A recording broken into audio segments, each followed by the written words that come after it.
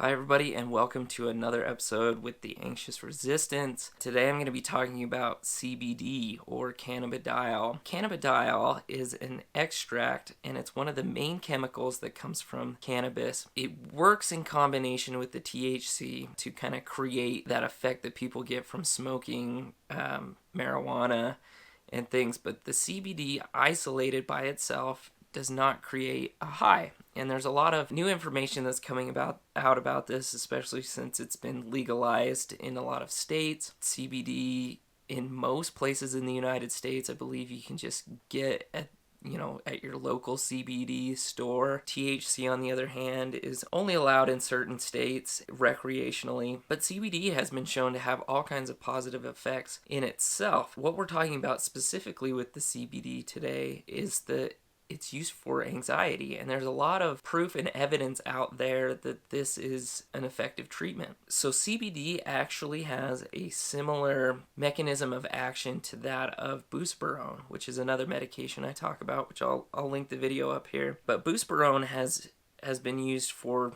40 years almost to treat anxiety. The mechanism has proof. It has potential behind it. Why aren't we using this more? Cannabidiol doesn't have a ton of research behind it yet because, cannabis products, marijuana were controlled substances. They were Schedule 1 for a long time, which means they have no use in medicine in any place, and they can't be tested and used for research or anything like that. But nowadays, safety studies are beginning to show that cannabidiol is well tolerated even up to quite high doses, but may cause something like tiredness, diarrhea, or changes in appetite. There is a medication that has just come out recently. It's called Epidiolex. Not sure if I'm saying that right, but this medication is the first CBD-derived medication to hit the market, and it's used for seizures. It's long been established as well that CBD can be useful in treating seizure disorders and significantly decrease the amount of seizures that people have. Now there's some even more proof because the Epidiolex has been through all the FDA approval ratings. It's gone through all the stages of development. So we see that it's effective, and it's based on effective principles. It begs to ask, is the CBD effective? In a 2019 study, researchers found that 300 to 600 milligrams of CBD significantly reduced anxiety symptoms in 57 adult males. Okay, so 300 to 600 milligrams is a lot of CBD. Most people, I believe, take about 10 milligrams a day, and you kind of have to dose that based on how you feel. It's based on the type of CBD. You can have your broad spectrum CBDs, you can have your full spectrum CBDs. There's a lot of information that goes into this that you need to make sure you know before you start taking something like this. So the dosage does depend on the product. It depends on the person, and so it's something that you kind of have to figure out. Now, you want to see a doctor, you want to tell the doctor, your psychiatrist, whoever you're seeing, that you're taking CBD or that you want to try CBD. It's compatible with almost all medications, but again, you need to make sure that it's okay, that it's gonna work with your combination. There have been quite a few studies that show that cannabidiol is effective. I'm gonna link them down below. There are so many. And it's really being researched all the time right now. Probably going to do follow-up videos about this, about the different types of cannabidiol, and where you can get them. So CBD really may be a great option for a lot of people, and it is something that's readily available, although sometimes it can be a bit expensive depending on what dosage you're taking. If you're taking higher doses, you're going to use it quite quickly.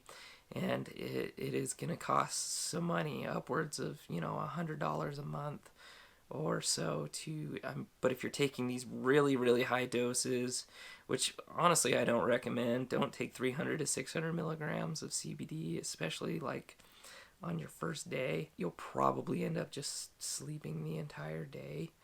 And that really doesn't do you any benefit, although it may significantly reduce your anxiety for that day. So this is actually something that I have tried personally, and I've tried it recently. In the last few months, I started taking some CBD.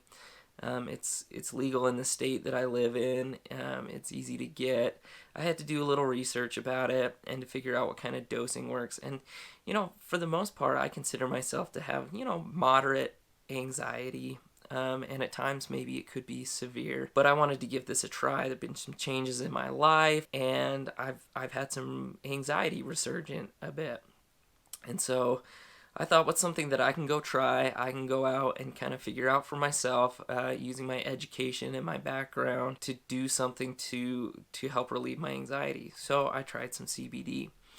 And what I did is I started out taking 10 milligrams, and then I thought, I'm still kind of anxious. I'm going to take a little bit more. Took 20, took up to 30, I believe it was, on my first day, 30 milligrams. My anxiety really started to just melt away, and it was quite incredible, to be honest. And I hadn't had anything reduce it that significantly in a long time. It really felt great. And, the next day, I was like, okay, well, let's kind of figure the dosage out. Still some. I took 50 milligrams, I believe, that day, maybe 40 the next.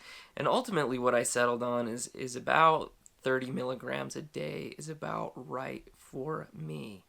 CBD is something that does build in your system, so after a time, be at a straight blood level for you, it stays in your system longer than a day. So if you're taking it every day, eventually your dosage is going to build up and build up. It's kind of similar to the way a lot of antidepressants work. So you want to kind of figure out what works for you. Again, you should probably do it with the help and recommendation of a doctor or another provider, but it's something that I highly recommend. And you can find certain strains, the CBD, or at least the plant, the cannabis plant that it comes from, that are specifically bred to help reduce anxiety symptoms.